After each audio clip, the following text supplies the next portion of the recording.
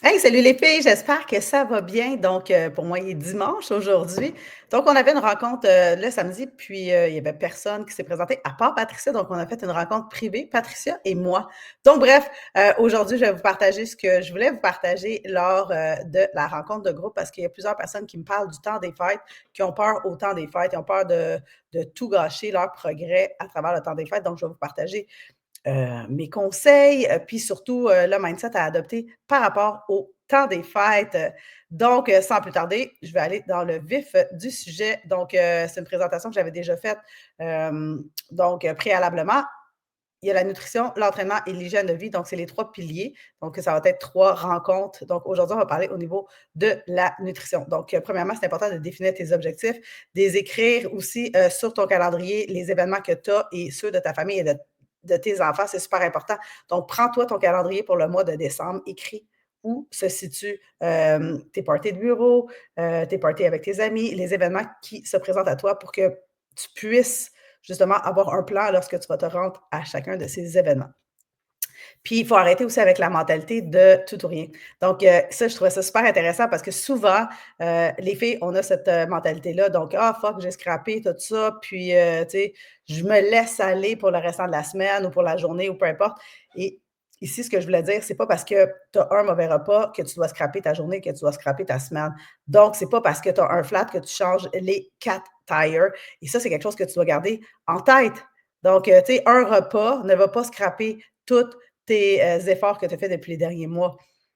Un repas, on passe à d'autres choses, tant aussi longtemps que tu as apprécié, que tu es dans un bon mindset, tout va bien aller. Parce que ça va dire dans tes engagements, dans une année, peut-être que tu as 10 choses spéciales, genre Noël, peut-être la Saint-Valentin, le Nouvel An, ta fête, la fête d'un de tes enfants, bref, des trucs comme ça, il y en a peut-être 10. Fait que 10 jours sur 365 jours, c'est pas ça qui va faire la différence.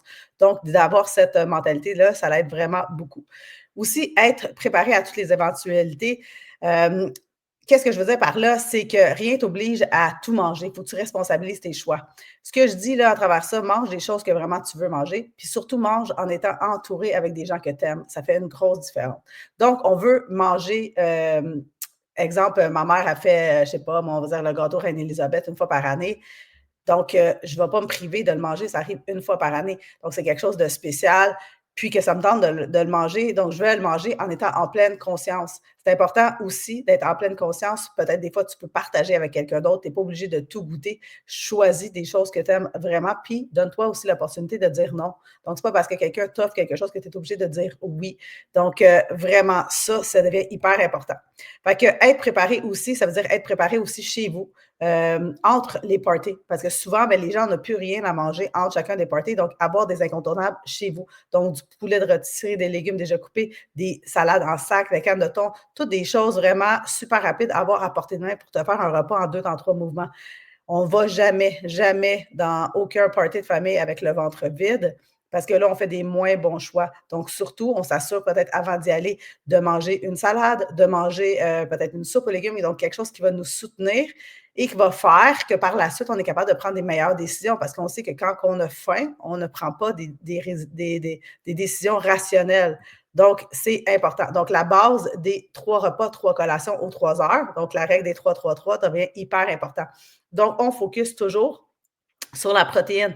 Même quand on s'en va dans nos parties de Noël, on met la protéine dans notre assiette et on remplit notre assiette de légumes. Donc, la moitié de notre assiette en légumes, la protéine, et par la suite, il va nous rester un peu d'espace pour le reste. On commence toujours à manger notre protéine en premier, nos légumes, et par la suite, on va manger ce qui va nous rester parce qu'on va avoir moins d'espace pour en manger. Donc, c'est pas qu'on va se priver, c'est qu'on va manger à notre faim. Et on ne jeûne pas ces journées-là. C'est hyper important. On maintient nos habitudes. Donc, tu veux manger, tu veux déjeuner, tu veux dîner, tu veux collationner avant de te rendre là-bas. Parce que quand on a trop faim, comme j'ai dit, on ne fait pas des bons choix et on mange trop.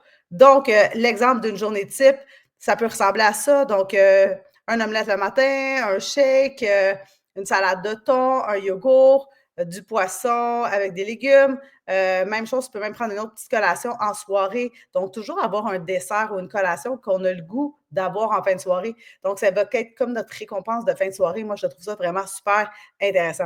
Et comme j'ai dit, tu vois, je me suis un peu devancée. On n'arrive jamais le ventre vide. on ne se prive pas dans la journée pour justement pouvoir manger en état équilibré.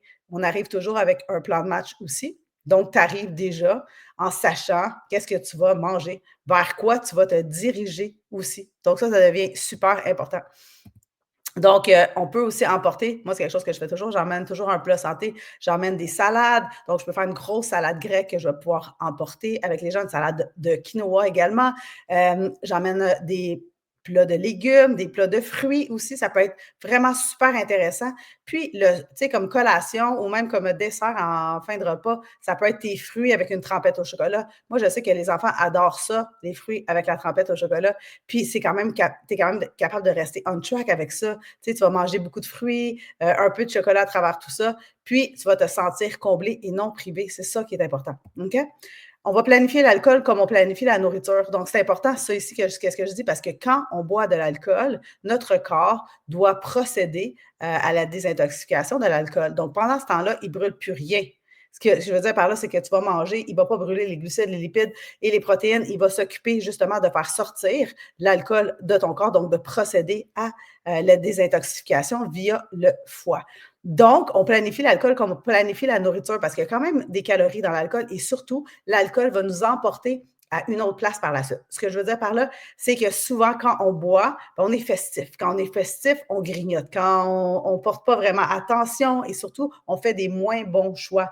De plus, l'alcool va venir ouvrir l'appétit parce que ça va venir spiker ton insuline. Donc, pendant ce temps-là, tu as l'insuline haut et pour faire descendre l'insuline, on va manger quelque chose. Donc, ça va venir, on va venir jouer avec notre insuline comme ça.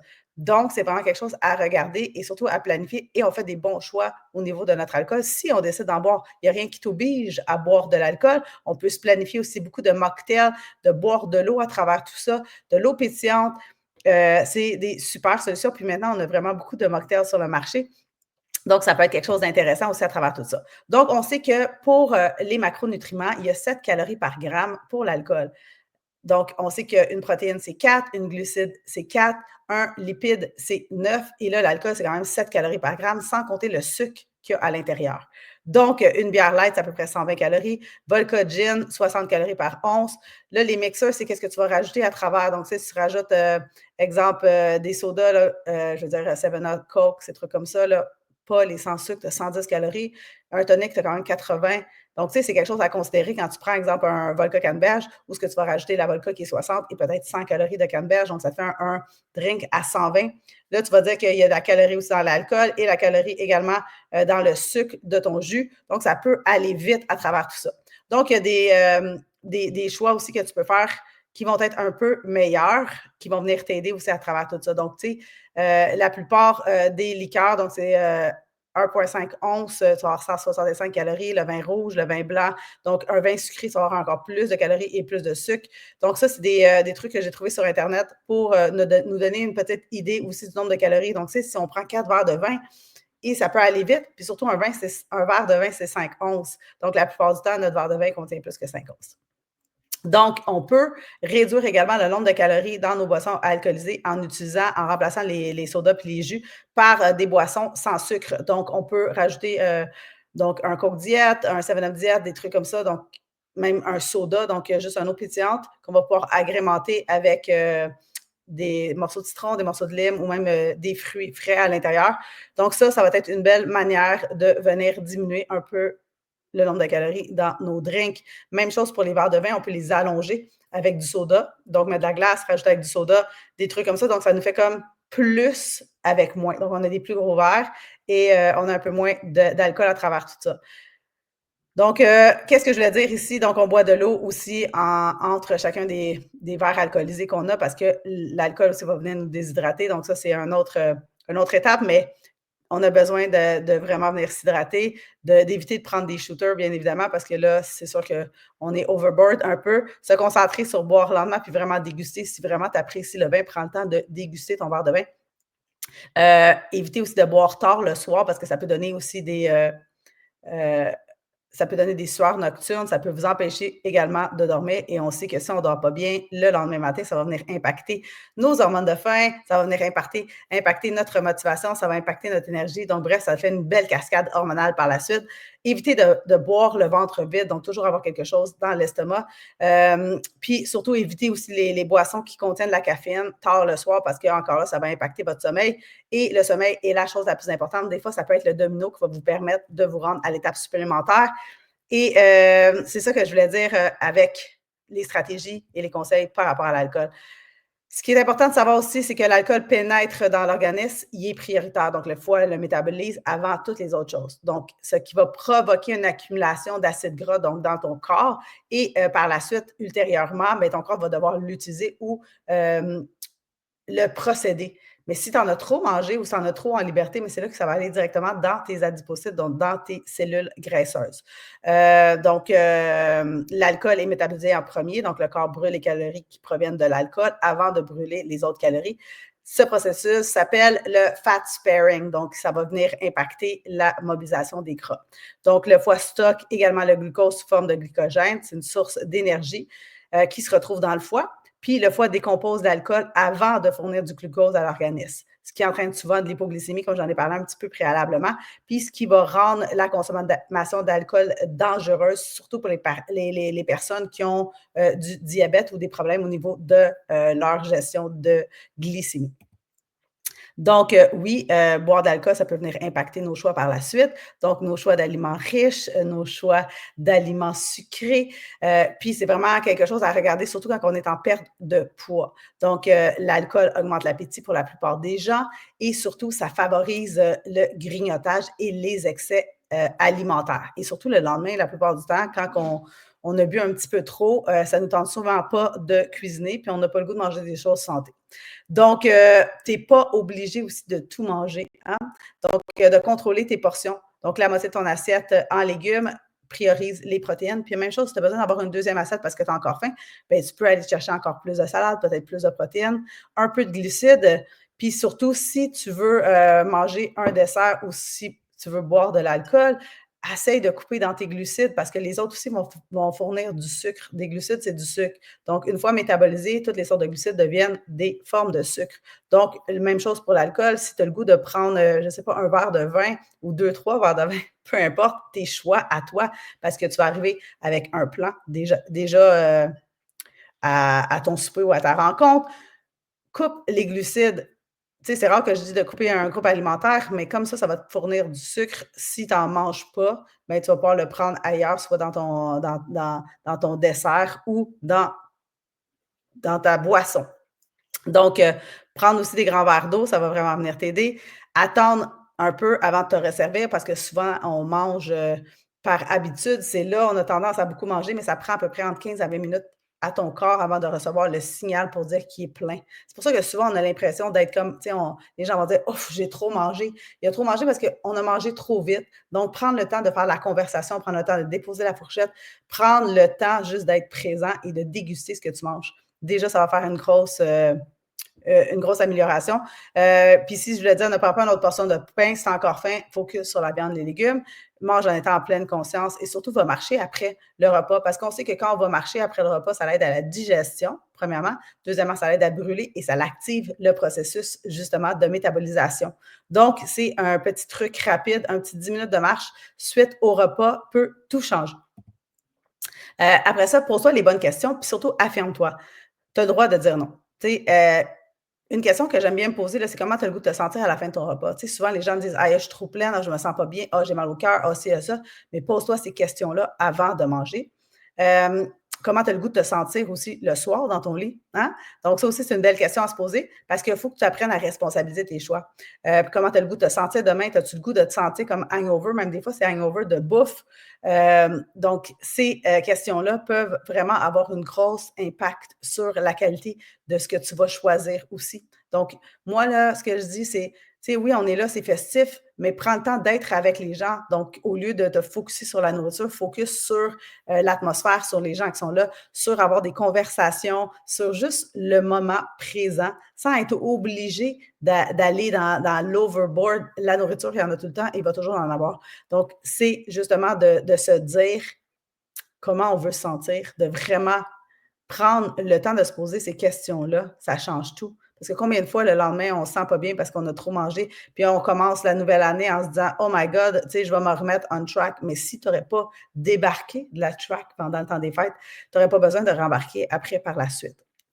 Donc ça, c'est des belles questions aussi à se poser. Puis après ça, ben, ça revient à la même chose que les piliers du mieux-être. Donc les piliers du mieux-être, c'est le non-exercise activité, donc vraiment d'aller marcher, l'hydratation, le sommeil, le stress, l'alimentation et la digestion. Donc c'est vraiment les choses qu'on priorise et on les priorise pareil aussi pendant le temps des fêtes. Souvent, on a plus de temps pendant le temps des fêtes, donc on peut en profiter pour faire des activités en famille. Donc toutes ces choses-là vont vraiment venir s'additionner une à la suite des autres et va t'aider à maintenir le cap des petits entraînements que tu vas pouvoir faire aussi à l'intérieur du temps des fêtes. Puis, tu sais, ça peut être un moment aussi pour préparer des recettes santé, faire découvrir des choses aux gens. Puis peut-être, pourquoi pas, ne faire Noël différemment cette année. Donc, il y a toujours une option. Encore là, c'est à toi de voir où c'est ton option. Puis, je partage vraiment beaucoup de recettes donc à l'intérieur du groupe. Donc, on peut quand même amener des recettes chez les gens. Puis, quitte à ce que ça soit juste toi qui le manges, c'est correct aussi. Donc, pendant le temps des fêtes aussi, les gens me parlent souvent de chips, de croustilles. Donc, moi, là, ce que je priorise vraiment, premièrement, c'est les popcorns. Donc, tu sais, il y a plein de manières de faire du popcorn. Les popcorns, la plupart du temps, sont faibles en calories. Donc, c'est sûr que si tu le fais toi-même, c'est encore plus faible en calories. Mais par la suite, tu peux en acheter aussi. Donc, il y a plusieurs sortes sur le marché. Puis pour ce qui est des chips, je priorise vraiment beaucoup les chips cuits au four, les chips cuits à l'air, les chips aussi où ce que tu vas avoir un gros volume. Donc, prends le temps de regarder la valeur nutritive à l'arrière, puis essaie de t'assurer que tu aies un gros volume à travers tout ça. Donc, c'est sûr que quand les chips ne sont pas frits, ils ont vraiment moins de calories, surtout. Puis, même tout ce qui est Tostitos ou des trucs comme ça peut être une super alternative. Donc, tu sais, think outside the box. Donc, vraiment élargir nos horizons à travers tout ça. Puis la planification, c'est vraiment la clé de la réussite. Puis la planification, c'est aussi la planification de ton repas là-bas. Donc, tu sais, quand tu dis, tu y vas en ayant un plan. Si moi, je me dis, OK, je vais me permettre d'avoir un verre de vin, puis je vais manger, je ne sais pas, un morceau de gâteau, bref, peu importe c'est quoi, je vais le faire et surtout, je vais avoir planifié au lieu d'arriver là-bas sans plan, puis que là, d'être désamorcé par rapport à tout ça. Donc, quand on arrive avec un plan, on maintient notre plan, on est content. Dans le fond, tu sais, tu as maintenu tes engagements avec toi-même. C'est pas de dire non à tout, mais de se permettre des petites choses qui, éventuellement, tout ça mis ensemble, va t'aider à maintenir tes objectifs à long terme. Donc, j'espère que ça a été utile. Si vous avez d'autres suggestions, d'autres questions, peu importe, vous les écrivez sous la vidéo. Puis, la semaine prochaine, je vais parler justement de comment intégrer l'activité physique et d'avoir un mindset pour le temps des fêtes. Donc, la semaine prochaine, le 7 décembre, il va y avoir une rencontre ensemble. Et sur ce, je vais vous souhaiter une super journée et on se revoit cette semaine. Ciao, ciao!